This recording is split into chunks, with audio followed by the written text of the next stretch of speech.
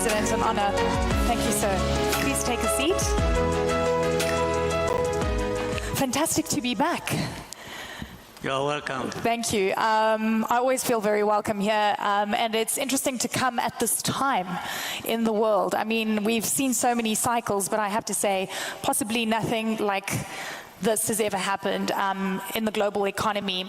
And I'm wondering how you are looking at not only the short-term trends, the long-term trends, but also, we know the old adage, within every crisis there's always opportunity, and there's a lot of agency on the continent that we haven't seen before. So how are you weighing things up, and what do you think the moment calls for the African continent and for you in Rwanda?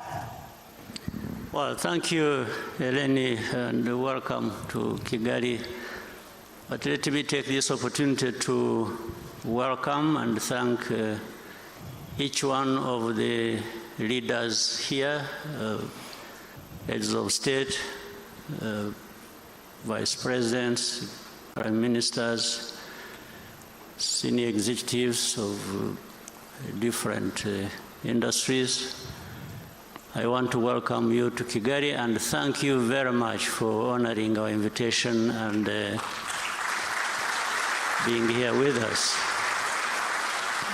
Of course, I want to thank Amir and his team, Jeune-Afrique, for having thought of this idea to bring people together in this manner that has been operational for a number of years.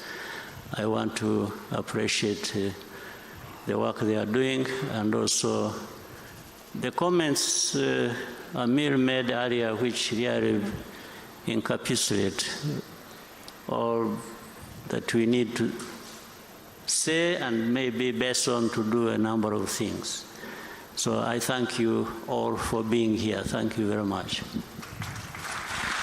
Now, back to the question. There will always be crises. I mean, we have had centuries of different things happening. We had slave trade, we had colonial times, then there are wars, then there are pandemics, then there are all kinds of things. They will happen all the time. We just, it's a matter of time, and there are these cycles that, so we are in a different cycle now that is driven geopolitically, and we have to contend with that. But that also for Africa keeps being a reminder of our position. Where do we stand in this global positioning? And we have had many people contribute ideas and very accurately educating us what we need to do and what we need to be thinking about. But we can't stay there. We need to learn from this. We need to shape what we are doing for ourselves, and action should lead us in the right direction and how to deal with these crises. So, but for Africa, let me say, we have to leverage our competitive advantage, and there are a number of them. So why is Africa always at a disadvantage? When you look back, you see where Africa has been lacking this or that.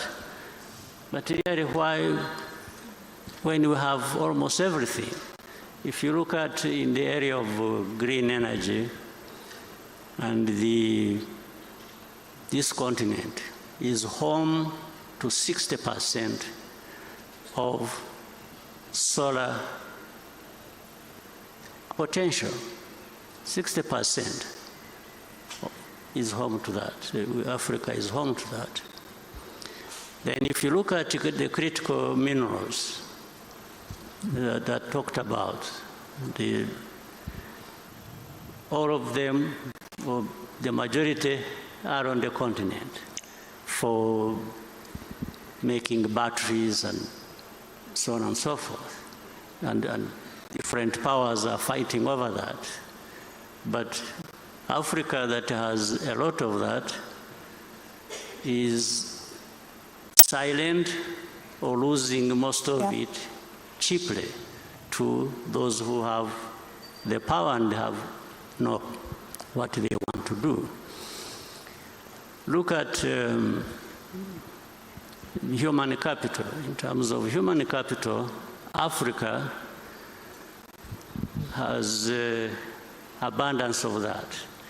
In fact, whether maybe by now already or in a few years to come, Africa will be having the largest middle class in the world.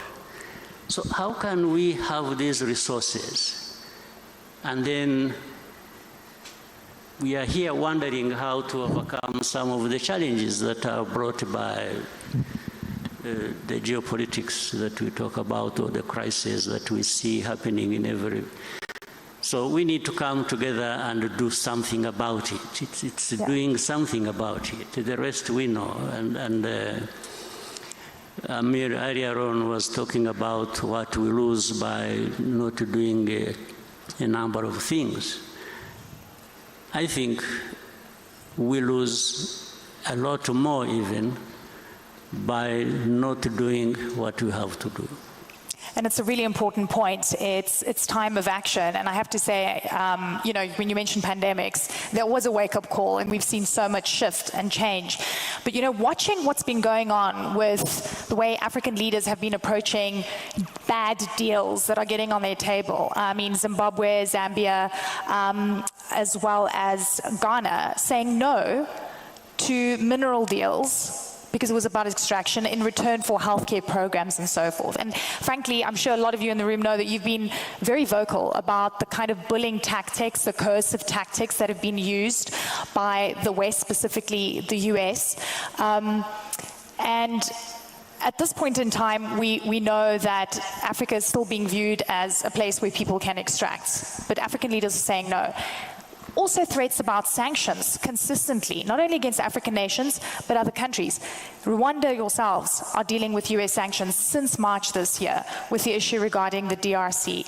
Take me through how you're dealing with this new geopolitical tension where there's a belief that might is right and the big can control, you know, everyone else. Well, it's a crisis in a sense, but brought about by the same thing, Africa not leveraging our capacity, our potential, our, you know, energy of the people of our continent is just locked out there.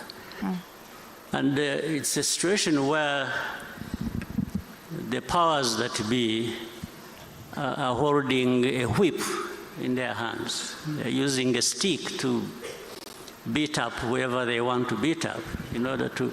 They are no longer even hiding it. It's just in the open. It's like in the situation you're talking about, we have in the region of Congo and the other crises that also, in a way, involve Rwanda and other countries in our region. Yeah, sanctions, one has, first of all, are they justified? And it is not just in this case of Rwanda, but in other cases. Sometimes sanctions are just applied in a case of the one who provides less than the other. Yes, so it goes in the favor of the highest bidder. When somebody knows they will extract more from a certain place, they will be more favorable to that place, even if they are the ones in the wrong. Do you believe that all roads lead to mineral deals? Is that what you're saying? I mean, it is in the open. It is, I don't... I don't have to say much. And in some cases, it operates like in the very old days. Here, there is a lot of cynicism in this. In the old days, the kings and so on and so forth used to give their in-laws, their children, powers to say, go and control something somewhere. And that's happening today here. Yeah. Yes, they just give somebody, say, go and get whatever you want to, and do whatever you want to do in that region. That is how Africa is treated. So these powers you see that come here lecturing people on democracy, human rights, and they are doing it with one arm, and the other, they are just taking away everything that people own. So, and this is what is critical. This is why Africa, leaders of Africa, some of whom are here, brothers, and the CEOs and other Africans, I think we need to give ourselves value of some kind. We can't just be people who are waiting to be ripped off by somebody who is shrewd enough and has the power to come. No, we must be able to say no. And we've seen those no's. We've seen some of those. I mean, do you believe, sanctions are used, a coercive method to get countries to capitulate. Are you going to capitulate? I never capitulated in a war situation. This is not a bad situation as such. Well, it hurts, absolutely. Yeah.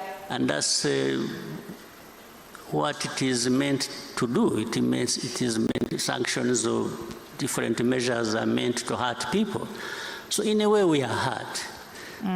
But I think we would be hurt more by not doing what we are doing. So it's always, you make a calculation. Yes. So, and it is not so difficult to say no. In fact, it costs more to say yes to the wrong thing. Yeah. So we are here, but all these things come to pass in one form or another.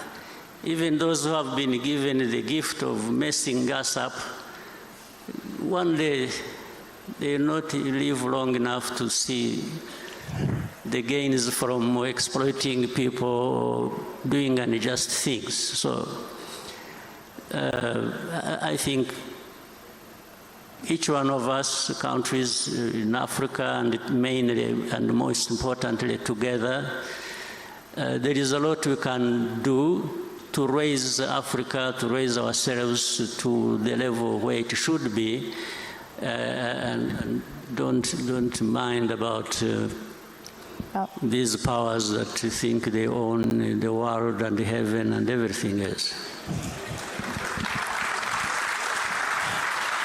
And I hear you loud and clear on the hypocrisy and the contradiction in terms of where international law applies to some when it suits and it's broken in other cases. We've seen so much of this. In a world where we're seeing the unraveling of the global world order as we know it, institutions are being challenged, they're being broken down. What is Africa's role, do you think, in this new world? Because it feels like it's never going to be the same again. My view is that these pressures that we get from the rest of the world, Africa, I think, is being reminded to wake up. So the pressures are not entirely bad. I think they force Africa to look within for what we have to actually do what we need to do to find a good place for us in this world of those injustices and other challenges. So Africa looking within, and we have a lot to bring to bear on dealing with these challenges. I think we can succeed, but above all we need to work together and move away from saying what we know, because there is a lot we know and there is a lot we talk about, but we need to do a lot more based on that. The private sector, I want to talk about scaling up or failing. You engage a lot with the private sector. Rwanda is such a prime example of incredible, I mean, we cover so many stories here. I mean, you're just seeing like hotbed of fantastic growth. But where do you think the private sector is going wrong from reaching that level and becoming African champions and really truly scaling up? I think private sector is doing a good job. In fact, it is ahead of the public sector. But we could be served much better by finding a way to bring close private sector and the public sector and benefiting each other as one, because that's what we are actually one when you look at the needs of the continent. And so I want to thank the private sector. The private sector, they are actually, to some level, hustlers. They are able to go through some of the barriers that are created by the public sector. Yeah. But if those barriers were not there, the private sector would be far ahead of where they are, and along with that, the continent also would be ahead of where we are.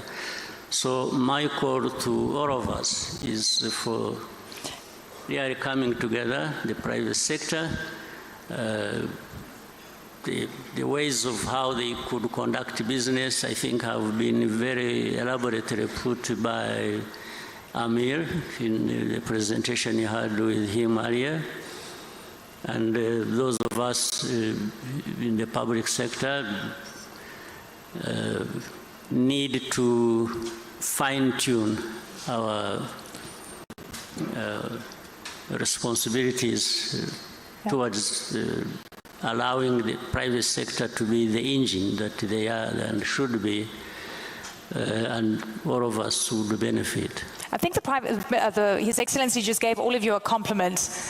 He called you hustlers. He says you're the, doing things better than the pipe. Yes, give yourselves a round of applause. Mr. President, you're so, so encouraging always. I've got one other question, and I want to talk about, when I wake up in the morning and I have to check, can you believe social media to get an understanding of what leaders are thinking? And a lot of the time, it lacks decorum. It's shocking. You guys know who I'm talking about, right? Yeah, I don't have to say it. What do you think of the way global leaders, the strongest leaders on this planet, are speaking right now? I'm sure do you wake up and check what people are saying, on social media? Do you get shocked? What shocked you the most? There's a lot. I have become immunized to shocks. But social media is very interesting. It brings equality in some sense of presentation of ideas and feelings, and it has really, media has been democratized. I think it is important. Everyone can express themselves and they will be heard. If you are wrong, there will be somebody to tell you, you say, no, that's not right. And when it is right, then people will say, wait a minute, I think there is a point here that we should be thinking about. So it has been so open that we have gone beyond having this narrow sense of being guided into things without sometimes thinking, or we are conditioned to believing even what is not right just because it has been said by somebody in the media. So it has sort of opened up space for everybody. So some of us also follow, and it's up to any individual to scan and try and make a sense of what you've heard, you are seeing, and it is a good way. You receive criticism, you receive advice, and so it remains the responsibility of any individual to decide how they build on that and benefit. You didn't answer my question about the shock factor. Are you shocked by some of the things you see? I'm not, I said I've been immunized. Immunized, okay. I'm not shocked about I understand where the world we live in. Yeah, it's changed, right? It's completely different. Yeah, for the 30-something years of my life, in the last 30 years, if you look at, I think, we come to understand there will be things that would otherwise be shocking, but they don't shock because we have been there. That's true. Mr. President, final word. What do you want people to walk away with from this forum as we say goodbye? Well, always it's a good opportunity, but I want people to know that each one of the people in this room and beyond have something to contribute and to benefit from, benefit each other, and the continent has a lot that is not being put to good use, and it is up to us. It's not people from anywhere else to be able to raise ourselves to that level where we should be. Ladies and gentlemen, please help me thank His Excellency the President of Rwanda, Paul Kagame. What an honor to speak to you, sir. Thank you so much. Thank you very much. Thank you. Thank you. Thank you so much.